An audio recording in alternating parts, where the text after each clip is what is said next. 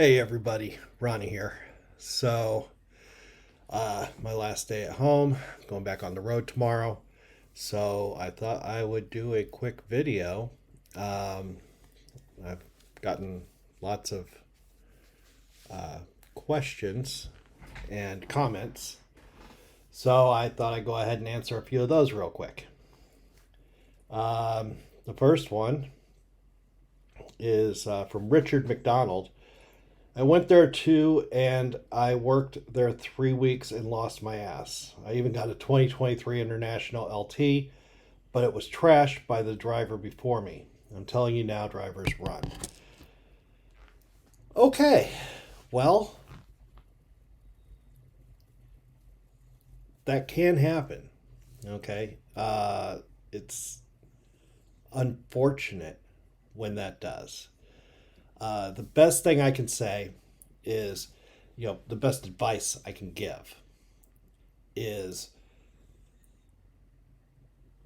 treat this as a small business owner, okay? Because that's what you are. Don't treat it as you would as a company driver, okay? The As a company driver, you just put your foot down, you go. You get to where you pick up your load, you get to where you drop off your load, rinse and repeat. As a small business owner, you have to be a little bit more selective on not necessarily what you do, but how you do it.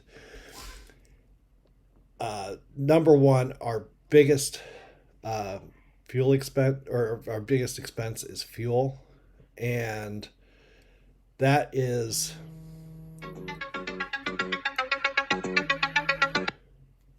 spam call. But that is the thing that can make or break you as a lease purchase operator. In fact, what I'm going to do is I'm going to go ahead and pull up my pay statement from last week. So, right here, we can see during this week, I did just two loads. I did one from Rotterdam Junction, New York to Anderson, South Carolina. Uh, it says 878 miles. It was actually more like 900, but that's kind of splitting hairs. And uh, the pay for that one was $2,000. Then I deadheaded over to Conover, North Carolina, and took that load to Longview, Washington. That was that the mileage is pretty close there, 2,753 miles. We'll go ahead and say that's about accurate. And that paid $6,500. Obviously, because the second one was so many miles, I was only able to fit two loads into this week.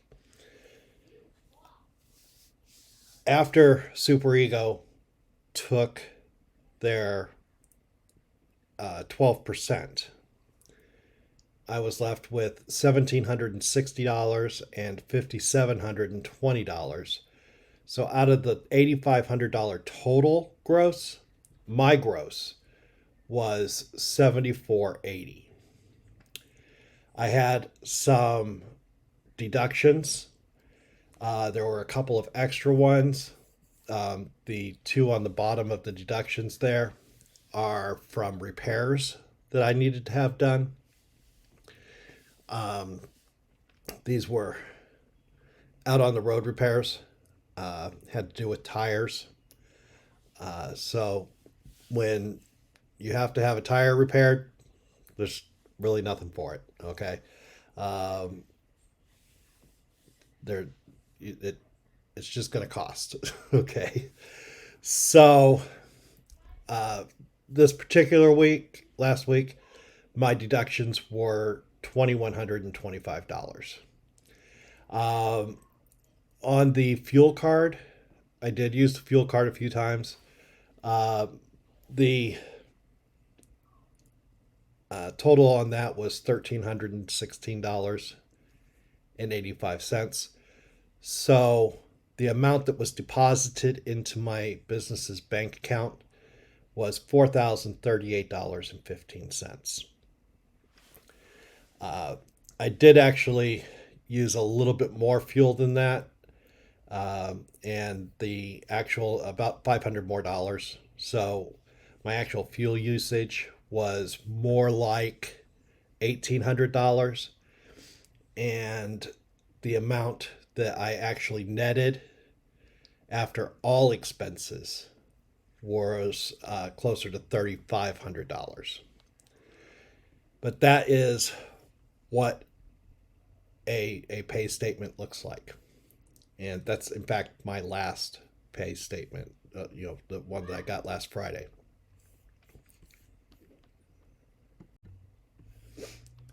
So, once again, it's not enough to just put your foot down and run. You have to be smart about how you run.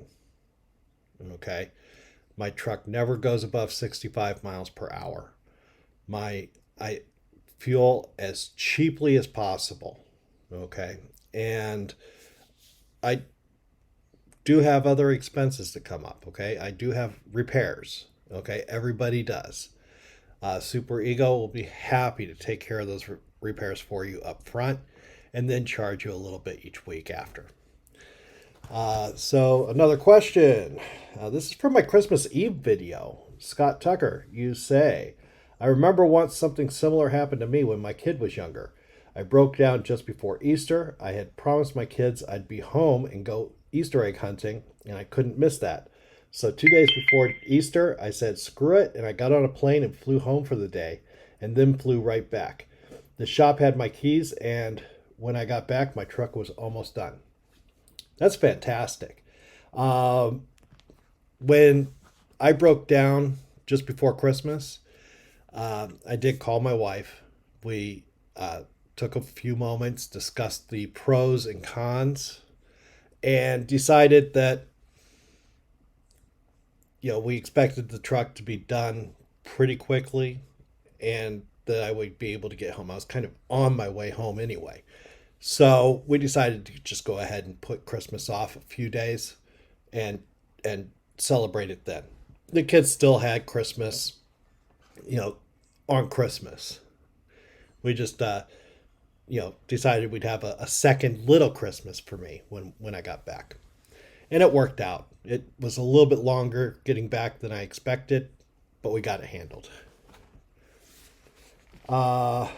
Scott Tucker again. I bought an Xterra portable foldable exercise bike. It's light and I put it at the foot of my bunk. It's great. It was under $200. I can't remember how much exactly. Helped me lose 20 pounds. That and cutting out sugar. I'm sure cutting out sugar really helped also. Okay. I'm really happy with the weight loss that I've been doing.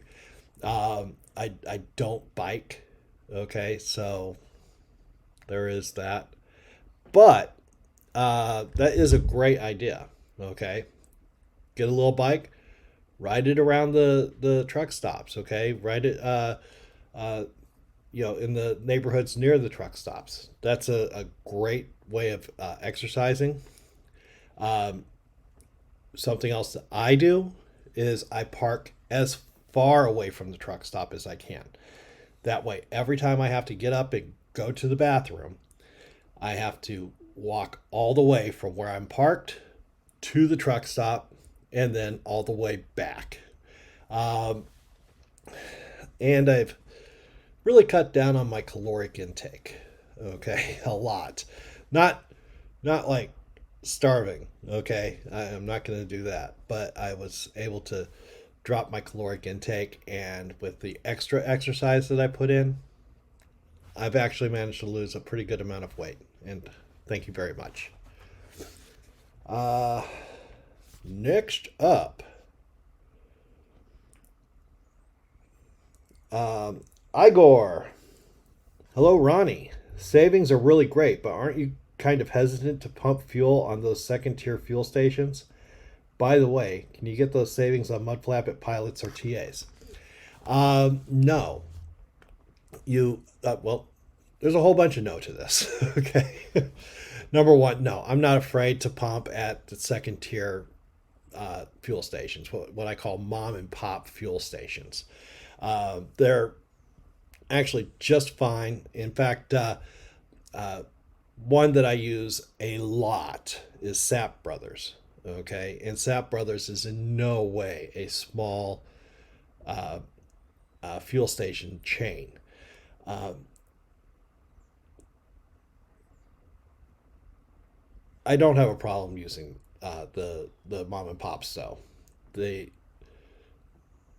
If they had bad fuel, then they wouldn't stay in business. It's that simple there. As far as using mudflap for pilots or TAs, no. You won't find any pilots, no TAs, no loves on mudflap. I do have a NATSIC card that I can use for TAs and Petros. And if I really wanted to, I could apply for a pilot slash Flying J card also and get some discounts there. Thanks for the question. Forward Motion asks, who's your dispatcher at Super Ego? His name's Hunter. He's a really great guy. I really like him. And I think his team's pretty well filled up. You can't really request a specific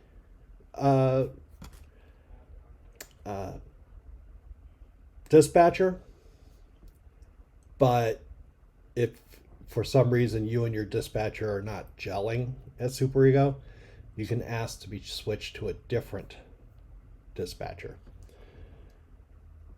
Bob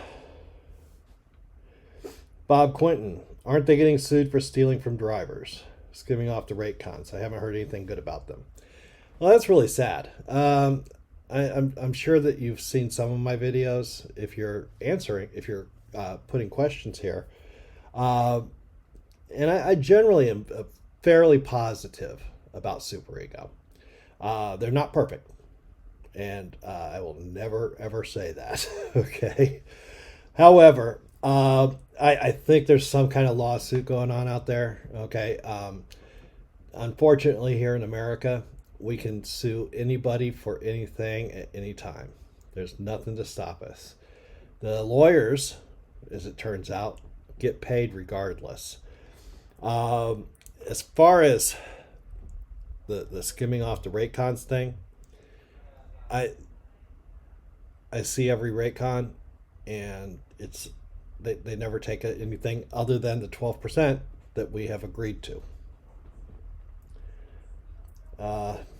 Heavy Metal Trucker, now when you get that settlement on Friday, put it on the glass so we can see how it matches up with what you're describing. I did. There you go. I think they just use drivers to buy those trucks themselves.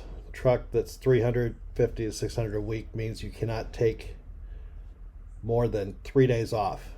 I own an '09 ProStar Clanker and I can stay home for weeks. Just have to pay my insurance $1,500 a month. That's it. Hey, more power to you, brother. Okay. I own nothing. I don't own anything. Okay. However, I own this house. Okay. I own my cars. And I will own my 2023 Peterbilt 579 and the trailer that it's attached to. I can take as much time off as I want. That's strength and a weakness to Super Ego.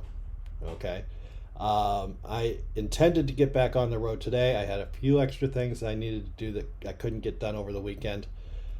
So I'm actually going out on the road tomorrow. I've already got my load all lined up.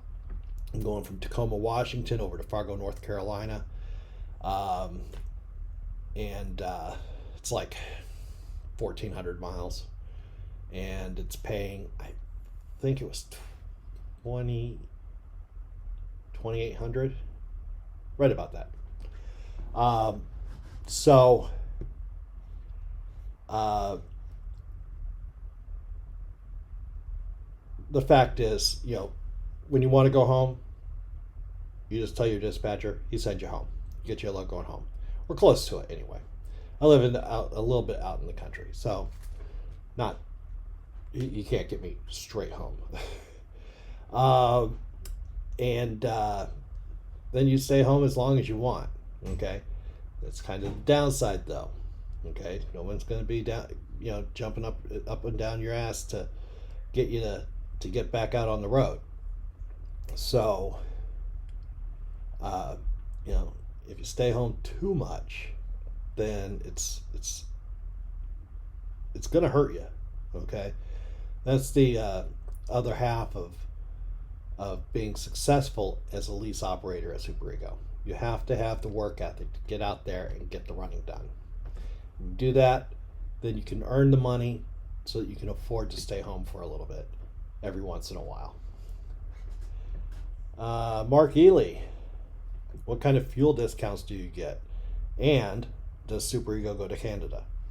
The fuel discounts I get, they vary. I get the best ones that I can at the time. The last time I fueled, I showed that fuel receipt video or two ago.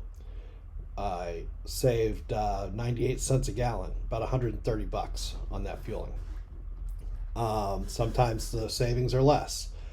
I'd say my average savings are somewhere in the 60 to 70 cents a gallon area. And Super Ego, can they go to Canada? Yes. Do they? That's kind of a different question. I don't think that very many drivers pop across to Canada. I've got my passport, so I could if I wanted to. I mean, if there was a fantastic load going up there, I could do it. But I don't think very many of Super Ego's drivers do. And there are some extra things that go with going to Canada, okay, which make it really easy to decide for the company to decide that they don't want to do that. And that's like 24 hours before you arrive at the border. The company has to send all the details about you and your load to the border station. And you have to show up on time. That's just one of many things that make going to Canada a bit of a pain in the ass. And when it comes down to it, I don't run to Canada. I could, I don't, and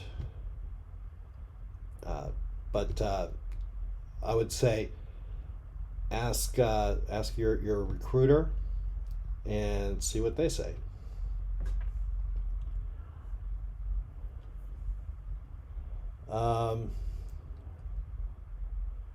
Chris Ballard, you're a dick. I'm joking. Just came across the your mathin', okay, which I already responded to. How do you like running Outlaw for Super Ego, Bud? Have they screwed your pay yet? No, they have not, and I don't run Outlaw. Okay, I run 8 to 9 hours a day, 7 days a week. Every day, I get I run recaps, so I get my next 8 or 9 hours back, and run those the next day. I don't run that many miles. The pay statement I showed you there, that's an average week of miles, and that was 3,500 miles. That's not bad. Okay, that was actually maybe a little bit more than I would run normally. 3,500 miles though, that is absolutely doable in a 7-day period. I think I actually took 8 days to do that.